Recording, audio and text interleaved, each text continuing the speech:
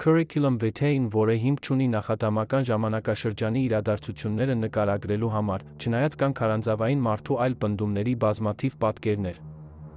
Իմ ճանաչված ժառանգությունը, իմ առաջին նախնու ժամանակներից ի վեր ձեռք բերված գիտելիքներով, հաստատում է իմ որակավորումը գաղտնիքների գիրք շարքի թեմաների վերաբերյալ։ Ի տարբերություն ներկայի, շատերը անտեղյակ են իրենց ծագումից կախված են տրամադրված պատմությունից բացատրելու համար այն, ինչ իրենք չգիտեն։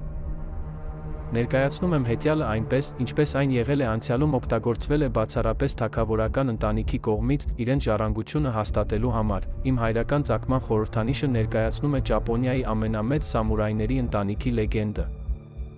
Խնդրում եմ թույլ տվեք կիսվել իմ որակավորումներով, որոնք կարելի է գտնել ներկայի գրավոր խոսքում։ Նա Աստվածաշնչում նույնականացվում է Եսայի 46:11, ում հայտնի Մարգարեի կողմից։ Արելքի մարգարեացված ագահ թռչունը հին զինանշանն է լեգենդը, որը սերում է Ճապոնիայի առաջին կայսրից։ Նրա պարտականությունն է կատարել իր նպատակը, ինչպես հայտարարված է Եսայի 46:10-ում, իսկ անիծյալների աշխարհը գաղտնիքների գրքով շարքը յուրաքանչյուրին տրամադրում է հիմնական հրահանգներ, նախքան երկիրը լքելը։ Իմ ծնունդը հայտնի էր իմ ծնվելուց հազարամյակներ առաջ։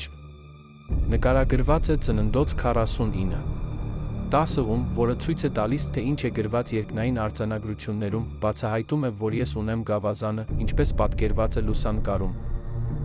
Ամբողջ կյանքումս լսել եմ Սուրբ Գավաթը գտնելու պնդումների մասին։ Չնայած գրավոր խոսքում հղումներ փնտրելիս միայն ծննդոց 49:10, ում նկարագրված գավազանն եմ տեսնում։ Ես Ճապոնիայի առաջին կայսեր անմիջական ժառանգն եմ 3 երիտասարդ սամուրայների, այն կայսրերից, որոնց համար իմ հայտնի նախապապը կազմակերպել էր Ամերիկա մեկնելը, որտեղ նա միացել էր իր եղբոր, Ճապոնիայի սյոգունի դեմ ապստամբությանը, այն բանից հետո, երբ նավը նավարկեց։ Իմ ժառանգությունը գրանցվում է հնագույն ժամանակներից, իմ հայրական-մայրական ծագման ճանաչված մունետիկների կողմից, ինչը շատ բան է խոսում իմ ունեցած գիտելիքների այն մասին, թե ինչ է ներկայացնում գաղտնիքների գիրքը շարքը։